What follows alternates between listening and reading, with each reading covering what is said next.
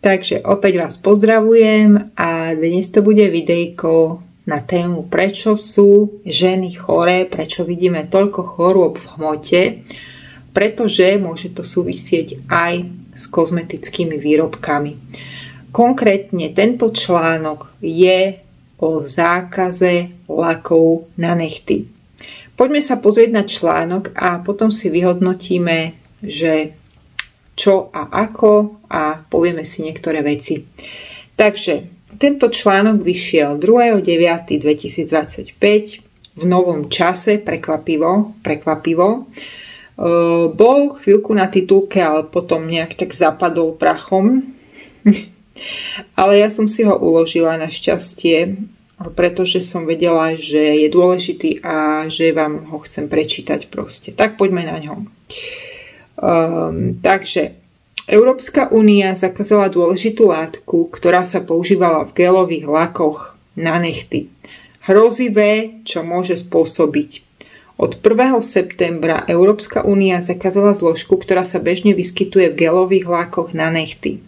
Zakázaná látka TPO je jej skratka trimetylbenzoyl diphenylfosfín oxid, dodáva nechtom ultralesklý vzhľad a rýchlo schne pod UV alebo LED svetlom.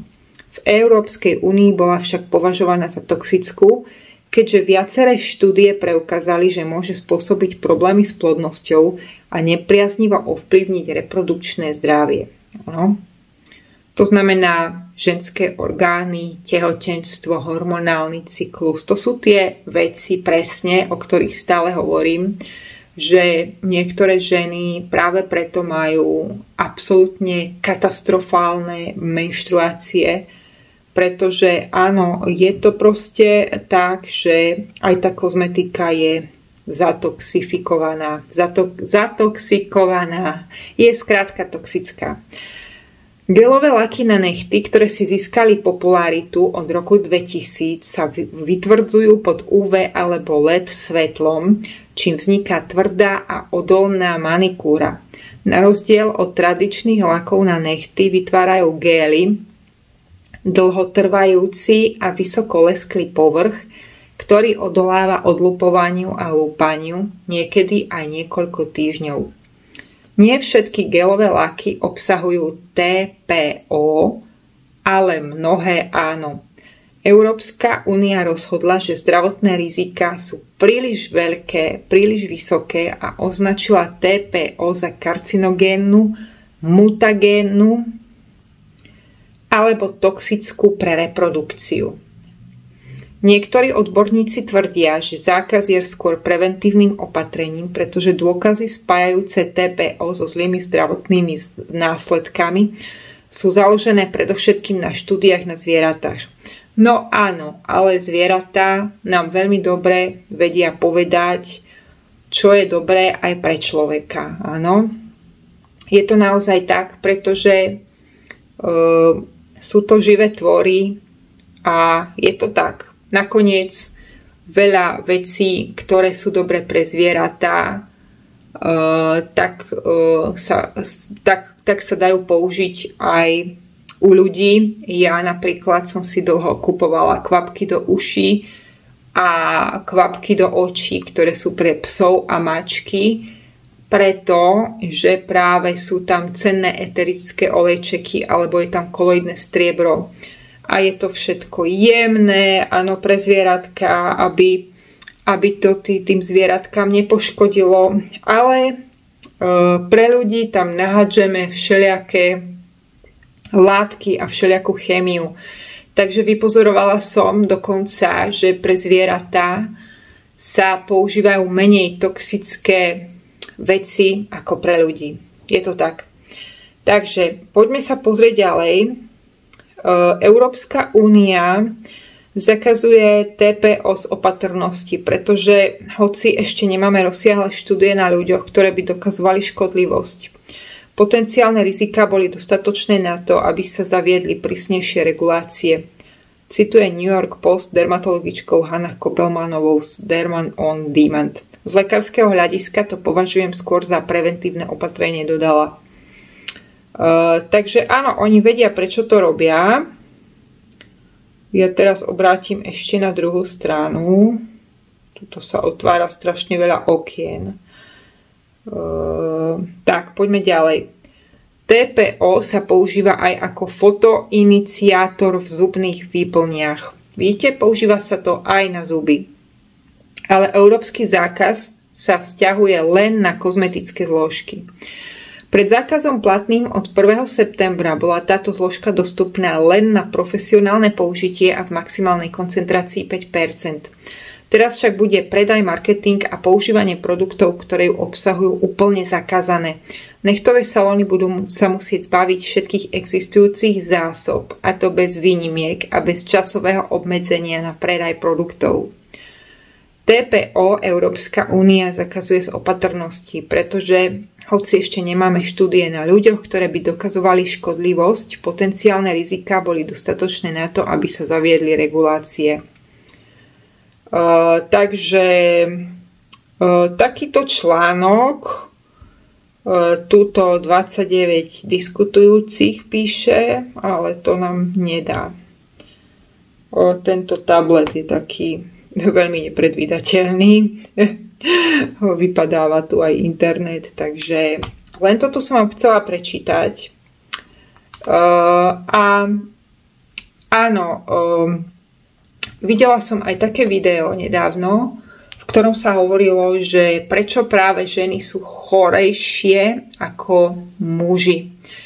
A zistilo sa, viete čo, podľa nejakých štúdií, že ženy sú preto na tom tak, pretože cez kozmetiku vlastne vedia prijať aj 460 rôznych, nejak tak do 500 rôznych prvkov, skrátka. 500 rôznych prvkov, áno. Nie všetky z nich sú v pohode. Takže áno, ja som si to uvedomila tiež sama na sebe, keď som si napríklad ešte prednedávnom kúpila taký komerčný rúž a strašne vždycky, keď som si dala tento rúž na pery, tak mi strašne, jednak mi schli pery, som ich mala absolútne suché a potom z tohto rúžu a z týchto suchých pier som začala byť aj smedná a taká nejaká vyčerpaná.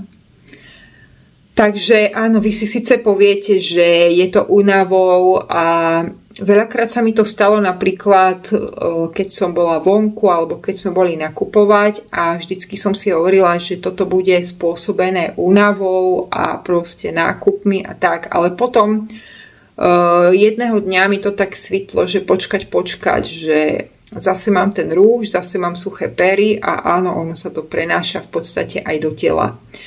Takže chcem týmto videám povedať všetkým ženám, nech si dávajú len pozor, čo si na seba dávajú. Ja v každom prípade nepoužívam na seba také tie omietky, ja to volám omietky, prosto niektoré ženy si dávajú make-up a podklad a potom púder a proste neviem čo všetko a linky z hornej strany, linky z dolnej strany. Potom ešte tam nacapneš špirálu, navyše mladé baby si lepia na riasy, na ako sa to povie, myhalnice, lepia si na myhalnice ďalšie umelé, ako keby, áno, aby boli ako bábiky. Toto sú všetko také marketingové ťahy a všetko to robí zo žien také roboty. Áno, je to pretože takýto ideál krásy sa prezentuje. Je to žena, ktorá má dlhé vlasy, väčšinou rovné vlasy, musí mať veľké, krásne oči, predĺžené oči ako Kleopatra, potom musí mať plné péry, musí mať hlavne takéto ešte ako Barbie vytočené tie myhalnice.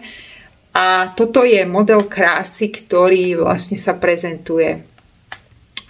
Takže pri tom, keď sa pozriete na ktorúkoľvek ženu, tak prosto vidíte určitú krásu. Dajme tomu, pozriete sa aj na ženu. Ja som minule videla takú zaujímavú ženu v takých letných šatách, ktorá mala dlhé, ale sivé vlasy a vyzerala veľmi zaujímavo. Vyzerala veľmi uvoľnenie a išla z nej dobrá energia a vôbec nemala nafarbené vlasy a vôbec nemala plné pery, vôbec nemala rúž, ani nemala vytočené myhalnice. Tá krása z nej išla zvnútra. Takže tento biznis a tento marketing a táto reklama robí zo žien také robotky a je to jeden typ žien, ktoré všetky vyzerajú rovnako. Všetky vyzerajú rovnako. Takže dávajte si pozor, aby ste sa nezaradzovali medzi nejakú masu. A áno, aj mladé baby sa chcú vyrovnať tomuto trendu a niektoré dokonca hovoria, že musia si toto kúpiť, musia toto na sebe mať, pretože inak pôsobia zanedbanie, áno. Ale v tom je ten háčik, pretože naozaj sa zistilo, že proste v tej kozmetike je hocičo a práve kozmetika, ktorá je veľmi komerčná, tak práve v tejto kozmetike sú tieto najväčšie frasy. Dobrú kozmetiku nenájdete v komerčných obchodoch, nenájdete ich na komerčných výkladoch. To si zapamätajte. Proste hľadajte si sami pre seba kvalitnejšie veci a proste každej žene by za to malo stať, aby si kúpila možno jednu vec, ale kvalitnú, alebo aby vôbec tá žena zvažovala, že nakoľko to potrebuje a nakoľko to nepotrebuje. A ja som si tiež niekedy farbila vlasy, ale momentálne už to nerobím.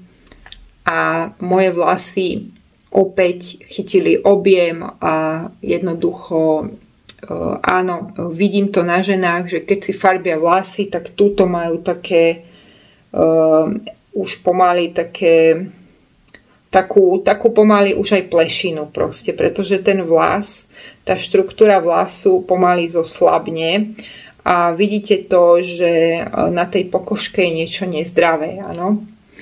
Takže zvažujte, čo si na seba dávate a vôbec, či to potrebujete, kedy to potrebujete. A tieto salóny, ja keď som dneska išla do mesta električkou, tak som sa pozerala ženám na nechty a myslím si, že tak 99% ľudí, teda žien, nosí tieto umelé gélové nechty. A áno, vidíte to, už aj taký bulvár, ako je Nový čas, píše, že sú v tom nezdravé látky a áno, proste nájdete aj takéto články. Takže je to geniálne vymyslené, pretože tento trend už je tu dávno a naozaj skoro 99% žien, skoro každá a jedna má gélové nechty. Áno? Popravde mne to vždycky prišlo odporné dávať si na seba niečo také a prišlo mi to strašne umelé a strašne neprirodzené. Ale OK, som si hovorila, keď to niekto takto potrebuje, tak to proste takto bude mať.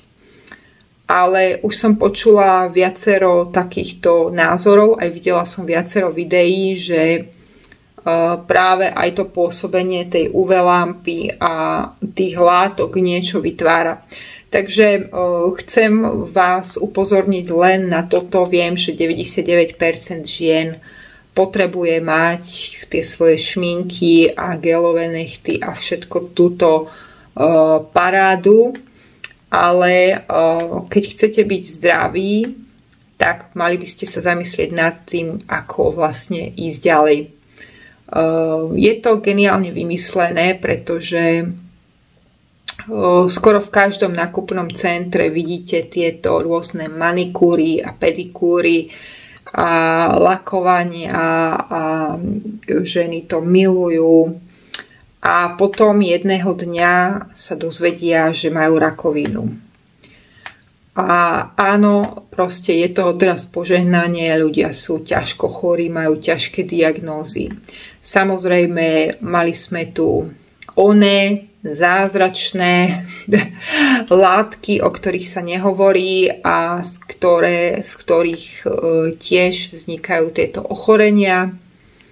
Ale tá kozmetika môže byť veľmi silný faktor. Veľmi silný faktor a viem, že niektoré ženy veľmi na sebe šetria, pretože deťom doprajú len to najlepšie značkové oblečenie a pre seba si povedia, že nevadí, ja si kúpim tenisky aj za 10 eur, ja si kúpim rúž aj za 2 eurá, ja si kúpim, proste nemusím mať. Ešte si to ženy priklincujú tým, že im to stačí a oni to nepotrebujú a oni nie sú náročné, áno. Takže fascinujúco, ako si to proste tie ženy všetko ospravedlnia. No a vlastne takto je to. Takže veľa videí teraz vzniká na tému stravovanie. Neustále vidím videá, či bez mäsa, alebo s mäsom, bez vajec, alebo s vajcami. Ale tu sme sa nejako stratili. Si zoberte, akí my sme hlupáci. My sme hlupáci, inak to neviem nazvať. Tuto nám niečo uniká a uniká nám toho veľmi veľa, pretože táto komerčná kozmetika a tieto gelové nechty a tieto parády, to je proste súčasť skoro každej ženy a ženy sa toho veľmi ťažko vzdávajú. Ženy vám povedia, že si musia farbiť vlasy, pretože prosto oni potom vyzerajú zanedbane, áno, tak neviem, možno, že aj ja vyzerám zanedbane, nevadí, ale aspoň mám zdravé telo.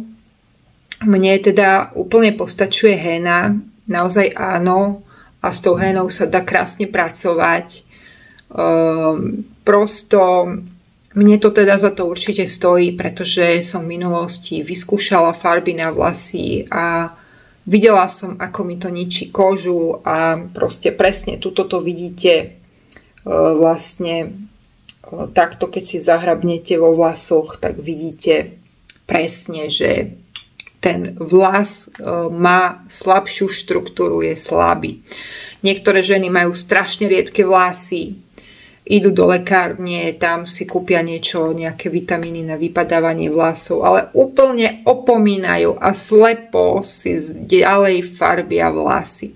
A ja už som to hovorila, už to hovoril aj ten toxikológ v tom jednom videu, že farby na vlasy ako také neobsahujú amoniak, ale ako náhle zmiešate tie látky, ktoré sú vo farbách na vlasy spolu, tak to presne vytvorí ten amoniak, áno. To činidlo, ktoré tam je, tá fľaštička v tej tube a proste vždycky to je tam tekutina a potom je tam tá chemikália, áno. A vy to aj cítite, že toto nemôže byť dobre pre telo.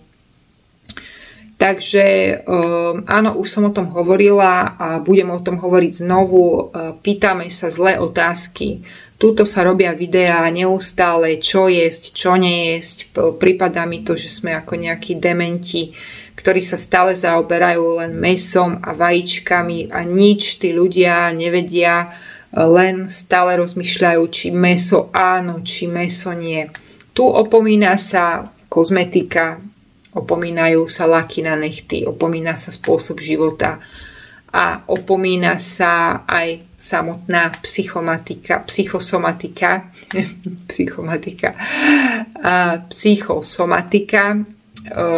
Takže asi potrebujeme sa ešte veľa niečoho naučiť a tieto rôzne ochorenia, rakoviny kože a nádory naozaj môžu vznikať aj z toxickej kozmetiky. Verím tomu, že áno.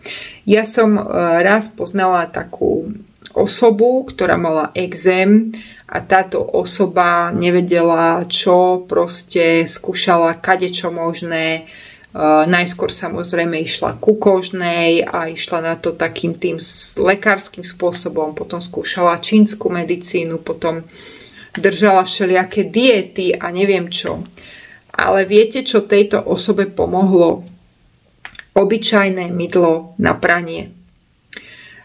Prosto vyskúšala mydlo na pranie a prosto to jej zabralo. Prečo jej toto mydlo zabralo a bolo účinné? Pretože nemalo žiadne chemické látky také, aké možno sú už aj v mydlách bežných. A bolo toto francúzske marselské mydlo, alebo neviem, jak sa to volá, proste, ktoré slúži aj na pranie kobercov. A potom to mala krásnu čistú pokožku. Takže ona si potom kupovala mydlo na pranie. Ano. Tento prípad nám veľa vie povedať a veľa sme sa už stratili. Takže prestaňme stále len sa zameriavať na to mäso a na tie vajíčka a na tú stravu. Ale vezmime v úvahu aj to, ako toxicky strašne žijeme. Naozaj veľa je v tej kozmetike. Takže toto bolo dnešné video pre vás. Samozrejme, ono to má oveľa širšiu tému, pretože, ako som už hovorila, ženy chcú nasledovať tie vzory, nechcú vyčnievať, nechcú ísť nejako inak ako ostatné ženy, chcú byť prijaté, milované. A vlastne v dôsledku toho chcú robiť všetko ako ostatné, chcú robiť všetko správne, chcú sa zaradiť a chcú hlavne nasledovať ten obraz tej krásy, ktorý je takto podávaný, ako je podávaný. Ale ja vám hovorím, každá žena je krásna, má svoju krásu, má svoje špecifika. Takže vypnite teraz toto video a choďte sa pozrieť do zrkadla, ako ste krásni, aké máte špecifika a prestaňme na seba dávať kilo kozmetiky a začnime byť vedomými bytostiami a budeme všetci zdraví. Ja vás pozdravujem, majte sa krásne, bye bye.